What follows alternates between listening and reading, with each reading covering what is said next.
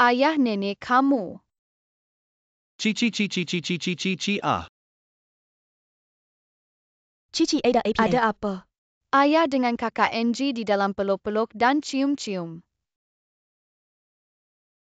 Mama akan bawa kamu pulang. Connie. Maaf Mama. Saya naik kereta. Saya benci kalian. Cici pergi. Junian. Kamu datang buat apa? Ini tempat keluarga Juo. Tidak menyambut orang luar masuk. Mama Angie datang melawat saya. HMPH. Kalau kamu masih anggap saya sebagai mama kamu, dan masih anggap diri sebagai ayah anak, kamu cepatlah kejar balik isteri dan anak kamu. Dengan wanita ini putus hubungan. Kalau kamu masih berpegang pada perempuan jelmaan musang ini, baik. Jawatan pengerusi bank kamu tak perlu fikir nak balik buat. Bagaimana cakap? Mama. Kalau Mama memang nak paksa saya pilih, saya lebih rela tak jadi CEO 1G. Saya tak akan berpisah dengan Angie lagi. Saya tak peduli apa Mama dan lembaga pengarah putuskan. Saya tak akan khianati Angie lagi. Tamparan ini. Saya gantikan ayah kamu tanpa kamu. Kamu sanggup lepaskan kejaya kamu demi perempuan. Kamu buat saya sangat kecewa. Dua orang baik, ada apa yang boleh kami berkhidmat untuk kamu baik? Saya nak buka akun. Sini sila baik. Tuan sila duduk sini dulu. Sejurus lagi ada orang akan bincang dengan kamu. Terima kasih. Sikhi. Sekarang kamu dah jadi pelanggan perbankan istimewa kami. Selain boleh menikmati perkhidmatan, pengurusan kekayaan menyeluruh kami, dan diskon perkhidmatan ban. Ada satu lagi yang paling istimewa. Iaitu perkhidmatan kunci pribadi kami. Jadi sila tunggu sebentar, saya keluar uruskan prosedur untuk kamu. Baiklah. Hahaha. Junian. Anda boleh buka akun tambahan untuk anak Anda.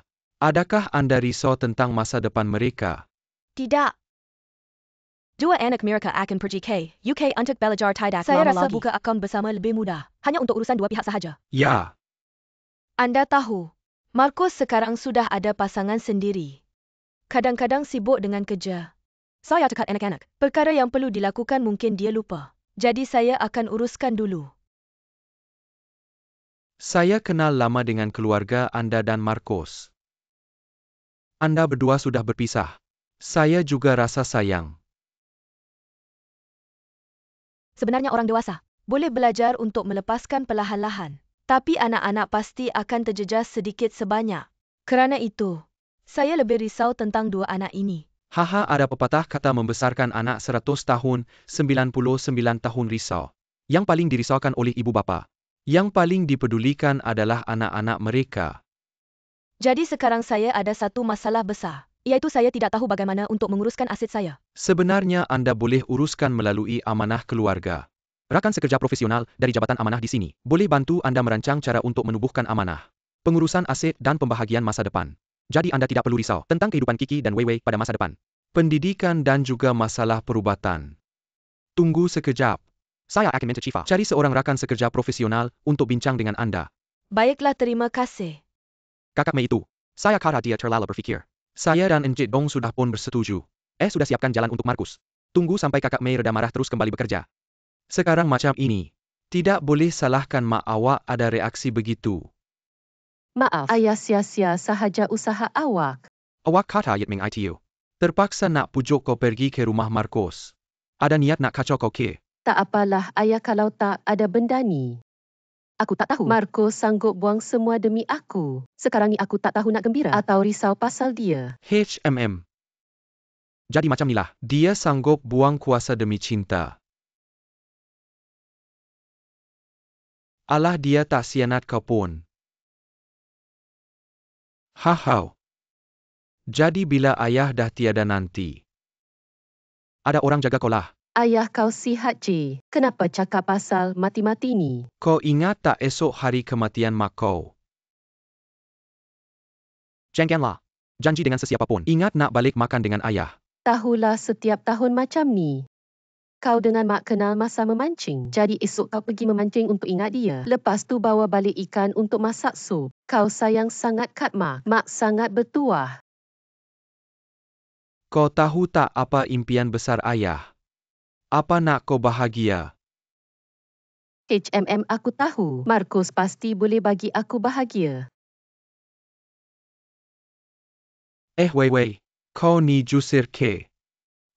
Kau ni Dr. Liu kan? Ya. Lama tak jumpa. Ya. Aku dulu berhijrah ke Kanada. Kebetulan hari ni aku dengan isteri balik kampung. Jadi singgah bant nak uruskan akun. Macam tu. Anak Encik Juo Yat Meng tu. Dengar dia kerja dengan Wan Ki. Dan dia biwek kerja dengan baik. Ya. Aku ingat masa Yat Ming kecil. Abang sebelah selalu bawa dia jumpa kau. Kau ingat sangatlah. Telinga kiri Juo Yimeng tu sejak lahir tak boleh dengar. Jadi aku ingat dia ada masalah pendengaran telinga kiri. Ya tak boleh diubati. Saya masih ada rekod perubatan dia. Dato' Diu. Hello Encik Jang. Nak buat pelaburan dalam bidang apa?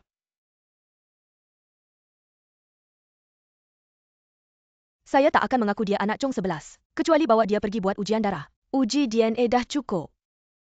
Uji apa Dia cakap dah jelas tadi. Saya dah uji semua.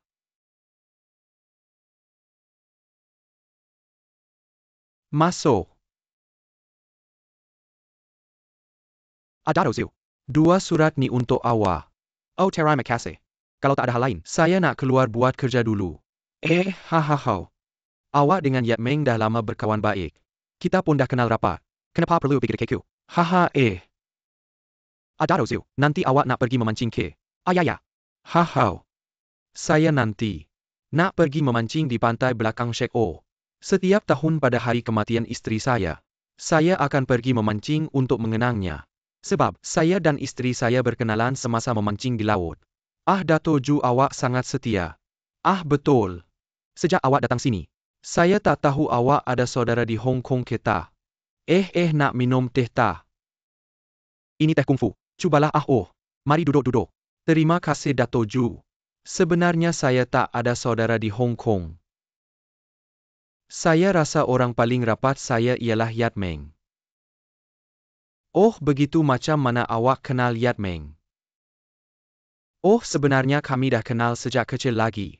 Tapi dah lama sangat saya pun tak ingat dah. Agaknya, dia nampak saya tak ada makanan kasihan pada saya. Jadi dia bagi saya makan, macam itulah kami berkenalan. Maksudnya awak masa kecil hidup susah. Kalau begitu badan awak mesti lemah lah. Ingat tak? Masa kecil dulu ada sakit apa-apa yang istimewa tak? Masa kecil tu. Maaf sir. Saya ada banyak surat nak hantar lagi. Saya tak nak borak dengan awak dulu. Jumpa lagi lain kali kala ada masa.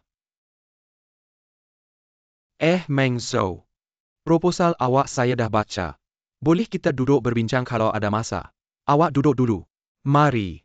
Mesyuarat minggu depan baru nak buat. Kenapa perlu risau sangat? Relax, okey mari. Meng Zhou, awak pun tahu. Kata-kata CEO sementara ni tekanan besar. Tekanan besar sebab risau tak buat dengan baik. Atau risau buat terlalu baik. Asalnya ada peluang nak tunjuk kehebatan memang bagus. Tahu orang nak saya kekal di posisi ni berapa lama. Nak saya buat sesuatu.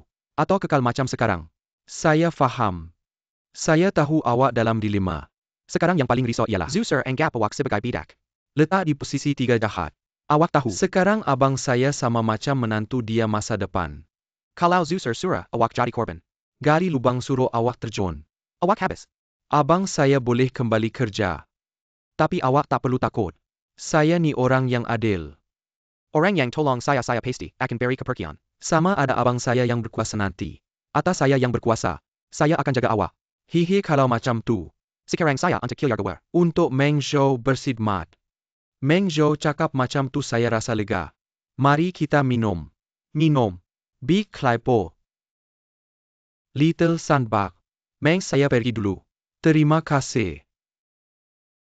Maaf ya CAA. Apa halnya? Beg pasir besar. Ini tak baik. Baru tadi Zusir tanya saya macam-macam. Tanya macam mana kira kenal. Dan tanya pasal masa kecil kamu. Tanya pasal saya. Kenapa kamu jawab macam tu? Saya main-main je dengan dia. Ini tak baik, dia mungkin syak kamu. Nak cari kelemahan kamu. Syah saya. Kenapa dia tahu identiti sebenar kamu ke? Ini tak baik, nak kemas barang balik ke Sabah ke? Kita cepat-cepat balik ke Sabah. Okey tak Sabah kecil. Dengar saya cakap. Tenang dulu. Lepas ni kalau ada orang tanya pasal saya kamu buat-buat tak tahu. Jangan cakap banyak nanti salah. Okey. Macam mana dengan Jusir tu? Serah pada saya ajak dia makan. Tengok dia nak buat apa. Baru tadi saya dengar Jusir cakap. Sebentar lagi nak pergi memancing di pantai belakang No 10. Jusir. Hahaha datang memancing sorang-sorang tak ajak saya. Kamu banyak hal sekarang. Mana ada masa nak teman orang tua macam saya. Datang sini memancing. Jusir kenapa kamu cakap macam tu? Saya banyak nak belajar dari kamu. Betul ke kamu ni pandai? Sanggap piwait APA saja. Kamu boleh tipu sesiapa saja. Saya yang patut belajar dari kamu. Jusir. Ada apa yang saya buat tak kena? Kamu tak suka? Cak APA, kamu beritahu saya. Saya akan perbaiki. Kenapa kamu dekat sikit? Saya nak cakap sesuatu. Penutup kamu dekat sikit. Saya nak cakap sesuatu. Oh. Kau bukan Jui Meng yang sebenar. Jusir. Saya bukan Jui Meng yang sebenar. Saya tak faham maksud kau. Saya nak beritahu kau. Ada orang boleh buktikan. Jui Meng yang sebenar. Telinga kirinya peka. Kan dah dedah kau. Takut hahau. Ayo.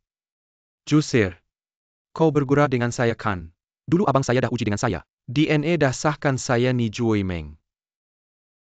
Saya tahu penipu macam-macam helah. Jadi kau berani tak nak pergi buat ujian sekali lagi dengan saya? Tak payah le. Saya tak nak ikut kau gila. Memang le kau tak berani nak buat ujian. Haha kau memang hebat. Hampir semua orang kau tipu. Nasib baik Tuhan ada mata. Nak beritahu kau. Kecuali terpaksa. Saya takkan cakap. Jangan nak rosakkan reputasi ban kita. Sekarang ni cuma kau dengan saya yang tahu. Macam ni le saya bagi kau duit. Kau pergi jauh-jauh.